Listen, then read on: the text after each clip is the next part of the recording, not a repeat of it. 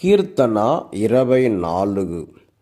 ప్రభువు దేవాలయ ప్రవేశము చేయుట. భూమియు దాని మీదనున్న సమస్త వస్తువులను ప్రభువువే. ప్రపంచమును దానియందు వసించు ప్రాణులెల్లను ప్రభువునకు చెందినవే. ఆయన భూమిని సముద్రముల మీద నిర్మించెను.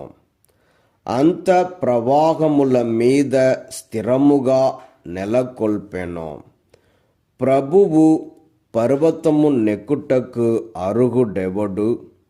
ఆయన పవిత్ర స్థలమున అడుగిడుటకు యోగ్యుడెవడు?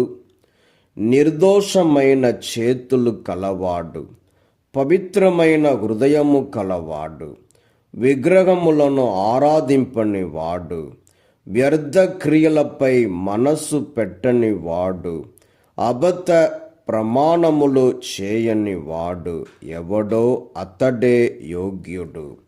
అతడు ప్రభువు నుండి దీవెనలు బడయును. అతని రక్షకుడైన ప్రభువు అతనిని నీతిమంతునిగా గణించును. ప్రభువును వెదకుకొనుచు వచ్చడి వారు, యాకోబు దేవుని సన్నిధిలోనికి వచ్చడి వారు ఇట్టివారే. మందిర ద్వారములారా, మీ తలలను పైకెత్తుకొనుడు. పురాతనములైన తలుపులారా, మీరు పైకి లెండు. మహిమాన్వితుడైన ప్రభువును లోనికి రానిండు. ఈ మహిమాన్వితుడైన రాజు ఎవరు? ఆయన మహాబలవంతుడు, మహావీరుడునైన ప్రభువు. యుద్ధ రంగమున యోధాను యోధుడైన ప్రభువు. మందిర ద్వారములారా, మీ తలుపులను పైకెత్తుకొనుడు. పురాతనములైన తలుపులారా, మీరు పైకి లెండు.